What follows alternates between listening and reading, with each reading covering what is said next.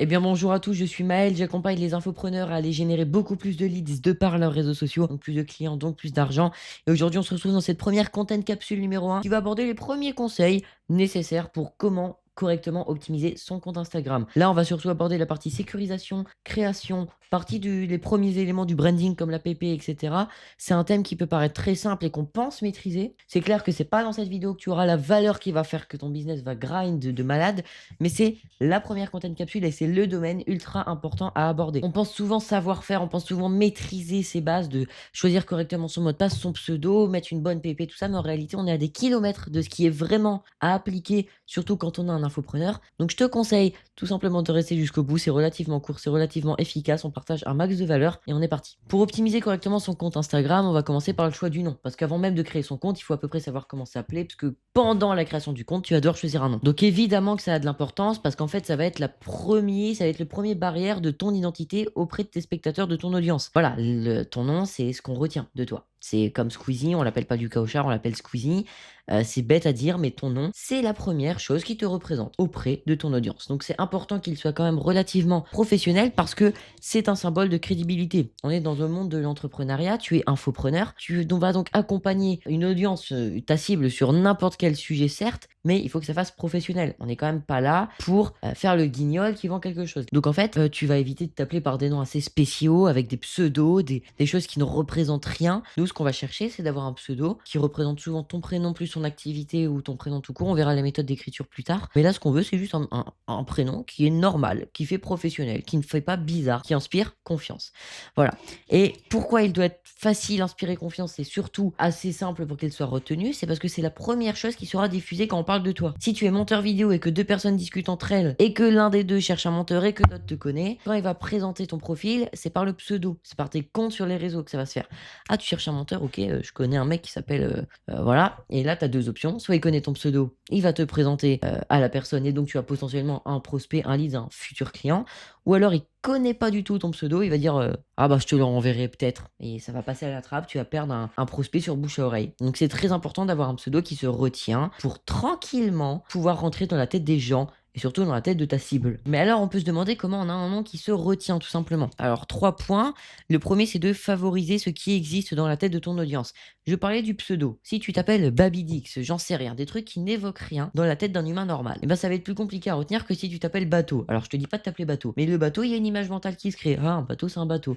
Ok, donc le mec, ça va être plus facile pour lui de retenir ça que un pseudo inventé. Pareil pour ton prénom. Si tu t'appelles Hugo quelque chose, c'est plus facile de retenir Hugo qu'un truc qui n'existe pas. Parce que des Hugo, il en connaît forcément au moins un. C'est un truc qu'il a déjà entendu. Donc c'est vachement préférable d'aller appliquer un pseudo que la personne peut s'identifier de par une image mentale. Le deuxième point, c'est de créer quelque chose qui est logique, un peu comme le point précédent, mais surtout court. On va pas faire de la longueur. On va essayer d'être clair, court et d'évoquer le sujet qu'on aborde. Admettons, ton prénom c'est Marc Aurel, c'est trop long, tu vas utiliser le diminutif Marco. Si tu t'appelles Jonathan, tu vas utiliser le Jo. Tu vois, l'idée, c'est d'aller diminuer à mort ton pseudo. Après, tu vas pas avoir comme pseudo uniquement Marco et Jo. Soit tu mets ton nom de famille si tu es à l'aise avec ça, soit tu vas aller mettre par exemple le mot de ton activité. Exemple, Jo Trocker, il est connu sur les réseaux, on le verra juste après. Et le troisième truc, c'est d'éviter tout ce qui est doublon de lettres, incohérence grammaticale, syntaxique et d'éviter les caractères spéciaux. Hein. Même si, alors si c'est vraiment obligatoire, on peut mettre un petit point, mais tiré du bas, point, virgule, lettres en doublon comme Réajoule. Réajoule, c'est un pote à moi, il fait du super contenu, c'est pas le sujet, mais il a 2 S. Quand tu vas chercher le pseudo de la personne, s'il y a 2 S, tu vas pas penser que Joule, il y a 2 S. Donc c'est con, mais tu vas pas forcément le mettre. Vu que c'est à la fin, tu devrais quand même trouver son compte, mais si c'était au début, petit trou. Puis pareil, pour prendre l'exemple et direct rebondir, le mec, il apprend, il donne des conseils sur le domaine de l'automobile, sur plein d'aspects différents comme l'achat-revente. En quoi Réal Joule te fait penser à l'automobile? Surtout qu'il s'appelle Jules. Et Joule, bah, c'est une déformation de Jules. Donc tu vas plus facilement retenir Jules que Joule. Plus le Réal. On comprend pas pourquoi. Bref, c'est plein d'éléments qui sont compliqués d'associer à des images mentales, donc c'est plus compliqué à retenir. Alors la question qu'on peut se poser, c'est comment faire un bon pseudo. En réalité, il y a 2 méthodes possibles, je me suis trompé. Il y a le prénom plus nom et le prénom plus diminutif. En prénom plus nom, on a Kika Danziga, Greg Le Garant, Alain Ribera, Mathilde Watt, Sam Kervéa. On voit qu'il n'y a pas de points, qu'il n'y a pas de caractères spéciaux forcément. Bon, c'est une méthode qui est plutôt valable, hein, qui se tient. Le petit défaut quand même, c'est que autant ton prénom, ça va être relativement facile à retenir, autant ton nom de famille, ça va demander un peu plus d'efforts, un peu plus de nurturing, hein, parce que je pense à Kervéa, je pense à Dantiga, c'est pas des trucs qui sont ultra courants. Hein. Bon, si ton nom de famille, c'est Leblond, Legrand, pourquoi pas pour des Français, mais c'est quand même un peu plus dur à retenir. Et la deuxième méthode que j'adore, c'est le prénom plus diminutif. Pour moi, c'est le meilleur pseudo à avoir aujourd'hui. Adam pour ton prénom, Finance pour ton domaine. Il est coach en finance. Adam Finance, facile. Genre, tu sais écrire Adam, tu sais écrire finance, tu retrouveras son pseudo. Pas d'écriture bizarre, tu comprends, c'est clair. Joe Trocker, il fait du troc. Il s'appelle Jonathan ou j'en sais rien, en tout cas c'est Joe plus Trocker. Facile à retenir. Hugo décrypte. Hugo et il décrypte. Enfin, t'as compris, il fait de l'actualité. Ce que je veux te dire, c'est que plus tu vas au simple, mieux c'est pour ton audience. Plus tu crées de l'image mentale sur ton pseudo, plus ça sera facile qu'il le retienne. S'il le retient, il peut le partager ou te retrouver. Puis un dernier, on peut voir Thibaut Cagoule. Il est coach en vidéo, sauf qu'il a la spécialité de coacher les gens qui veulent pas montrer leur tête. Il met donc une cagoule. Thibaut.cagoule. Évident. Faut pas chercher compliqué, juste simple. Il y a évidemment d'autres méthodes qui sont viables. Là, je t'en ai présenté deux qui sont sûres et fonctionnelles. Maintenant, tu peux trouver d'autres alternatives. Juste retiens les points les plus principaux. Image mentale, simplicité, orthographe compréhensible, tout ce qui reste dans la norme et dans l'imaginaire normal d'une personne qui parle ta langue.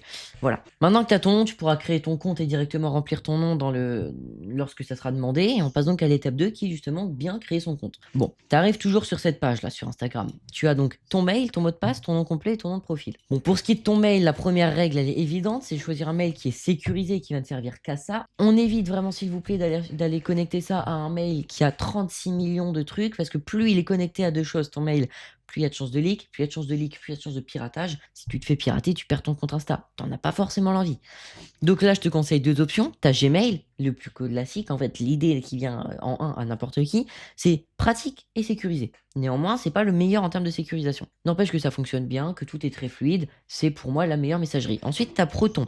Proton, c'est ultra sécurisé. Il n'y a pas mieux en termes de sécurité. Maintenant, le petit problème, c'est que des mails peuvent prendre du temps à arriver. Des fois, il y en a même qui n'arrivent pas. C'est le problème de Proton. Néanmoins, en termes de sécurité, tu es sûr d'être 100% safe. Je mets quand même une pastille verte sur Gmail parce que tu as peut-être un meilleur support, tu as peut-être des meilleures fonctionnalités. Maintenant, à toi de choisir. Sécurité ou sécurité un peu moins, mais praticité. À toi de voir. Pareil pour le mot de passe. En fait, ton compte Instagram comprend vraiment quelque chose de ultra simple. Ça peut représenter très vite 100% de ton chiffre d'affaires. C'est un outil qui est puissant. Tu peux facilement toucher des dizaines de milliers de personnes sans trop faire d'efforts, même beaucoup plus, des centaines de milliers. En fait, comprends que ça peut t'apporter un business qui est fou. Ça peut t'apporter une source de chiffre d'affaires énorme. Si tu le perds, ça peut te faire tout drôle. Ça peut vite devenir le principal de ton business. Dans tous les cas, un personal branding, ça se construit sur du long terme. Donc, ton compte Insta, c'est littéralement la chose la plus importante pour toi. Donc n'utilise pas un mot de passe facile à craquer, un mot de passe que tu utilises ailleurs. Je veux un mot de passe long, chiant, impossible à retenir et unique. Très important, unique. Pour ça, il te suffit d'aller sur un générateur comme Dashline. Tu dis comme condition que tu veux des lettres, des chiffres, des caractères semblables, des symboles. Tu mets 40 caractères, tu le copies et tu obtiens ce genre de truc immonde. C'est immonde, mais ça, pour hacker le truc, c'est compliqué, tu vois. Ensuite, tu peux faire appel à soit Dashline, soit NordPass pour avoir un générateur de mots de passe et un gestionnaire de mots de passe. L'avantage, c'est que du coup, tu n'auras pas à le retenir ou à le noter à droite à gauche. Tout sera sécurisé dans ton gestionnaire de mots de passe. En soi, moi, j'utilise NordPass, ça coûte 1 euro ou 2 euros par mois. Franchement, tout est ultra sécurisé. Vraiment, je gagne tellement en possibilité, enfin en diminution d'exposition au hack que c'est les 2 euros les plus rentables de ma vie. Et ensuite, on arrive sur la partie des noms, nom complet, nom de profil. On va se focus sur le nom de profil. Le nom de profil, c'est donc le truc qui est le arrobase là. C'est le nom principal. C'est le fameux nom Adam Finance qui doit être le plus simple à orthographier, qui doit être le plus facile à retenir.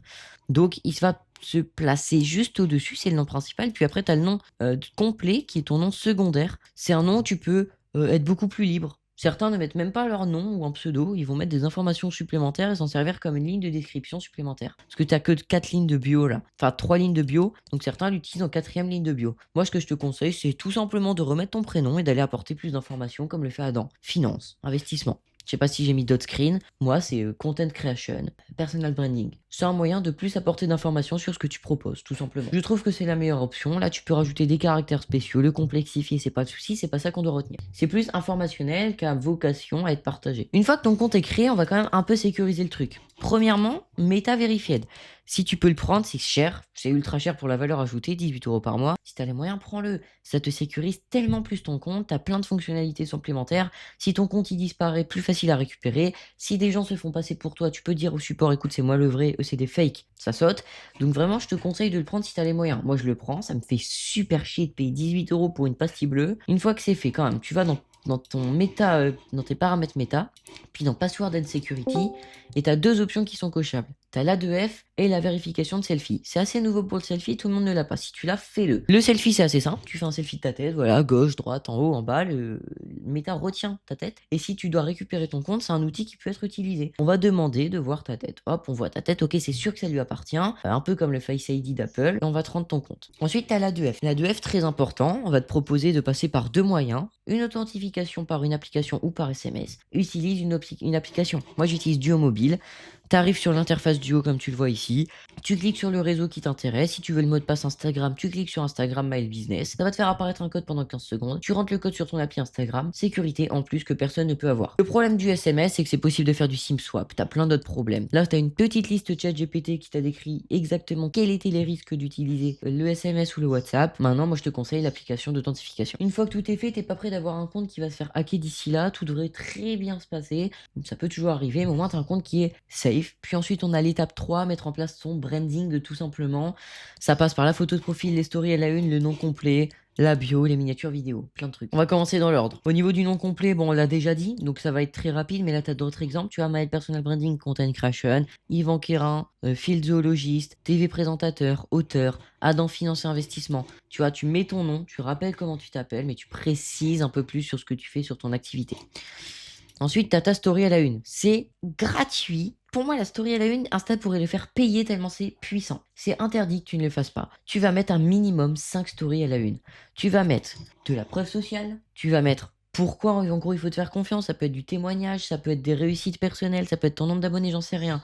Mets de la preuve sociale. Mets un truc qui rassure ton audience, qui rassure ta cible et qui se dit bon, ok, je peux prendre son accompagnement, c'est plutôt safe. On veut voir du lifestyle. Pourquoi on veut voir du lifestyle? Pour une raison qui est simple. Un lifestyle, de 1, pour deux raisons. My bad. De 1, tu n'es pas qu'une machine qui est là pour vendre. Tu vas aussi avoir comme mission de faire en sorte que ton audience s'attache à toi. T'es un humain, t'es pas que une entreprise. Donc plus on voit ta vie, ton lifestyle, ce que tu fais au quotidien, mieux c'est pour que la personne s'attache à toi, à ta personne. Deuxièmement, si ton lifestyle il est plaisant, qui donne envie et que la personne se projette en toi, bah ça sera plus facile de la closer pour un accompagnement ou une formation. Si tu as un lifestyle qui la fait désirer et que ton accompagnement est éventuellement la clé pour qu'elle atteigne le même lifestyle, elle aura beaucoup plus envie de signer, tu vois. C'est un moyen de projection, c'est un plus à ne vraiment pas négliger.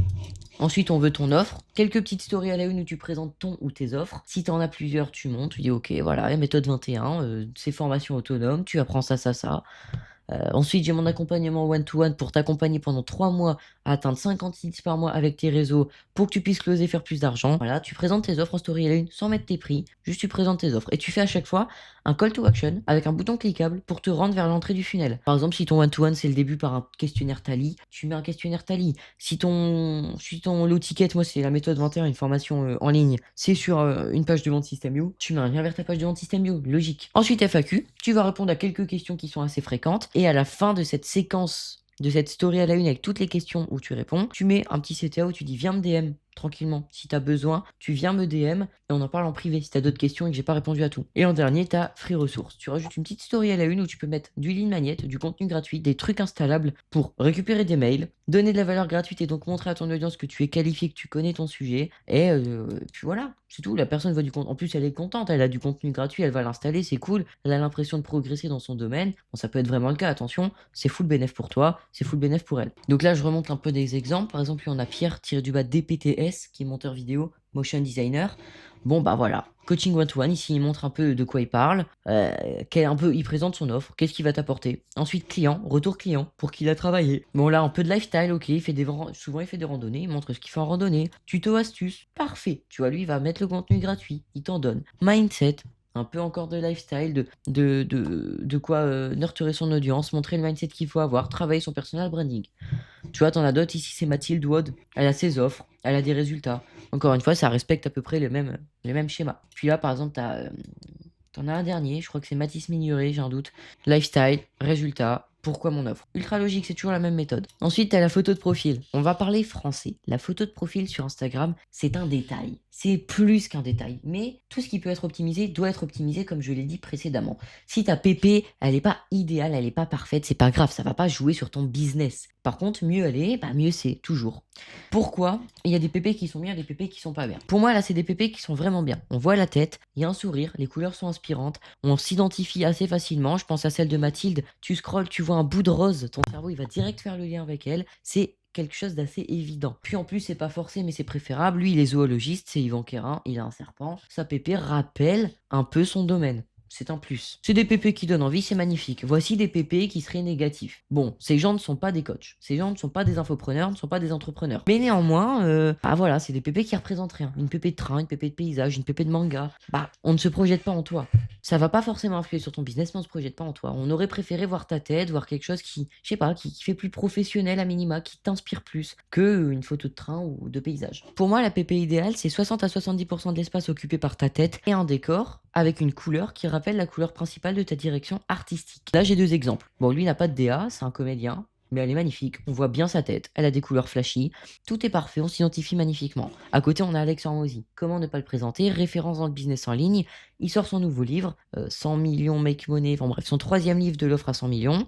Sa couleur est verte. Il fait une énorme campagne autour du vert en ce moment. C'est sa tête qu'on voit clairement, facile à identifier, avec un fond vert. C'est facile. Ça nous rappelle son livre. On voit sa tête. PP idéal. Pour moi, ça, c'est la PP idéale. Maintenant, c'est ce que je t'ai dit. Si tu peux faire au mieux, fais-le. Si c'est pas parfait, c'est pas parfait. Ensuite, on a ta bio. La bio de ton compte Insta, c'est très important. C'est comme ta carte d'identité. C'est 3-4 lignes qui vont te permettre de décrire ce que tu fais, ce que tu as déjà prouvé, faire un lien vers un call to action. Bref, c'est pas mal de trucs. Là, je te montre des exemples de mauvaises bio et de bonnes bio et je t'expliquerai pourquoi après. Fondateur de l'agence Short, lien vers sa page de vente. Inspiré, si t'aimes l'auto et que tu... Plus bon, ok. Là, il y a un petit mot et un CTA. Dans les deux cas, il y a un call to action, donc c'est pas particulièrement mauvais. Néanmoins, on peut faire 100 fois mieux. Nous, ce qu'on va aller préférer, c'est par exemple celle d'Antoine Blanco ou de Mathis Clouet. Première ligne, tu décris ce que tu fais. J'aide les entrepreneurs à monétiser leur audience. Deuxième ligne, tu rajoutes un billet de réassurance, soit de la preuve sociale, soit une garantie. On n'est payé qu'à la performance. Bon, tu sais que tu vas payer le mec que si tu réussis. Dernier truc, call to action vers un tally qui sera donc l'entrée de son funnel. Mathis Clouet, je suis le founder de l'écosystème.io. DM scaling pour recevoir ma méthode gratuite. On te scale, nanani, nanana, avec un call to action. C'est toujours pareil. Sauf que lui, à la place de mettre de la réassurance, il donne un contenu gratuit. Pourquoi pas? Ce qui permet d'ailleurs d'ouvrir une conversation Instagram avec ceux qui commandent scaling et d'entamer du setting et du closing. C'est pas plus bête. Voilà la méthode que je préfère. Ligne 1, t'expliques ce que tu fais. En 2, tu mets de la réassurance et de la preuve sociale. En 3, un call to action vers les liens du dessous. Ligne magnète, vidéo YouTube, ton beacon, ta page de vente, ton tally, etc. Et puis en dernier, on a les miniatures vidéo. C'est pas obligatoire, mais c'est conseillé. C'est assez facile à faire, tu verras. T'as pas besoin de te prendre la tête. Mieux c'est graphiquement stylé, plus c'est cool. Mais en vrai, t'as pas besoin de faire compliqué pour avoir les bienfaits numéro 1 d'une miniature. Bon, pourquoi faire une miniature? Tu mets en place un style graphique par la suite. Ça peut être super cool, une direction artistique, ça appuie ton personal branding. C'est pas le truc à faire en numéro 1, mais c'est toujours un plus. Meilleure navigation sur ton compte. Si une personne regarde ton compte, qu'elle cherche une vidéo en particulier, tu mets le titre dans ta description, enfin dans ta miniature, c'est plus facile à trouver. Dernier point, tu donnes l'impression d'un contenu plus travaillé. Si c'est juste des miniatures comme on le voit juste en dessous, comme je l'ai sur mon compte principal avec des têtes un peu aléatoires choisies au pif par Insta, ça donne pas forcément envie de cliquer, on est d'accord. Par contre, si tu mets des miniatures, là on a un bon exemple, voilà, c'est pas forcément plus travaillé, mais il y a un rendu, il y a une uniformité entre toutes les vidéos. Tout est homogénéisé et il y a les titres. Si je veux savoir comment programmer mes posts, je sais où regarder. Si je veux de la précision de décor, je sais où regarder. Facile. Et voici un excellent exemple de miniature. Là, franchement, c'est graphique, c'est beau. On a le titre. Ça me donne vraiment envie de cliquer. Voilà. Donc moi, ça c'est... Moi, je suis le niveau 1, lui, il est clairement le niveau 2. Maintenant, ça demande un peu plus de temps, forcément. Moi, ça me prend 10 secondes. Lui, ça doit lui prendre peut-être 5 à 10 minutes. C'est du temps en plus. Est-ce que moi, sur mon compte secondaire à valeur, j'ai envie de passer ce temps-là? C'est les questions que tu devras te poser. En tout cas, voilà. C'est tout pour la partie branding de ton compte. On arrive sur la dernière étape qui est à toi de jouer. Très simple, tu viens de créer un compte Instagram où tu vas le faire dans la foulée de cette vidéo qui est parfait. Il est sécurisé, tu as une bonne description, tout est parfait, tout est optimisé, c'est nickel pour ton écosystème. C'est nickel parce que les gens vont te connaître par là en premier, c'est l'entrée de ton funnel et c'est magnifique. Toute la porte est, tout est beau, tu vois. C'est la façade est belle, c'est nickel. Maintenant, c'est mieux que tu fasses du contenu. Si tu fais pas de contenu, c'est bien, mais ton compte, personne va le voir dans tous les cas. Et tu as tendance à te poser plein de barrières limitantes autour du contenu. Ah ouais, mais non, j'aime pas, puis on va voir ma tête, et puis en fait, je sais pas faire. Probablement, je sais pas faire. Je sais pas monter mes vidéos, comment je vais faire? Je vais te demander une seule chose, fais-le. Ne vois pas les choses comme une difficulté, mais vois-les comme un défi, parce que les difficultés, on les rejette, les défis, on a tendance à vouloir les relever. Donc là, tu vas te lancer le défi simple de faire une vidéo. Puis, elle est nulle, c'est pas grave, t'en feras une deuxième. Dans tous les cas, une vidéo, ça ne suffit pas, hein, comme tu le vois ici, pour faire de ton compte un compte qui sera rentable. Avoir un bon personal branding, c'est juste la première pièce d'un long périple. Donc tu fais une vidéo, peu importe le résultat, qu'elle floppe ou pas, t'en fais une autre. Pas besoin de faire des millions de vues pour convertir. En plus, te dis pas putain, j'ai fait que 600 vues, c'est mauvais. 600 vues, si c'est 600 vues, t'en as 300 qui veulent vraiment savoir ce que toi tu proposes, qui sont intéressés et qualifiés, c'est pas grave. Hein, on n'est pas là pour faire du lifestyle à 1 million de vues, 100 000 vues, comme je le fais sur mon compte principal. La preuve, je gagne plus d'argent avec mon compte secondaire qui fait entre 500 et 1000 vues. Et puis évidemment, personne ne savait le faire. Moi, ma première vidéo, les gars, ça a été chaotique, hein. Je peux vous la montrer? Non, j'aurais même beaucoup trop honte en réalité pour vous la montrer, peut-être plus tard. Mais c'était d'un désastre. Et maintenant, je sais faire des trucs super cool. Ça fait 1 an et demi que je fais ça prend du temps. Voilà, je te tends, lance-toi en autodidacte, peu importe le résultat. Si dans tous les cas, t'as envie de te faire accompagner, ça tu le verras plus tard, mais lance-toi tout seul. Tu portes tes couilles, tu trouves un logiciel de montage, que ça soit CapCut en gratuit pour le moment, DaVinci Resolve, mais fais. Écris ta vidéo comme tu le penses, juste fais-le. Bon, en tout cas, c'est tout pour ce premier content capsule. Un vrai plaisir de lancer ce format YouTube où je donne vraiment de la valeur. Je parle vite, je donne beaucoup de savoir, de ce truc que je sais. Moi, j'aime beaucoup. J'adore faire ce contenu. J'espère que ça t'aura plu. Dis-le moi en commentaire si ça t'intéresse et je te laisse créer le compte Instagram le plus optimisé possible. Ciao.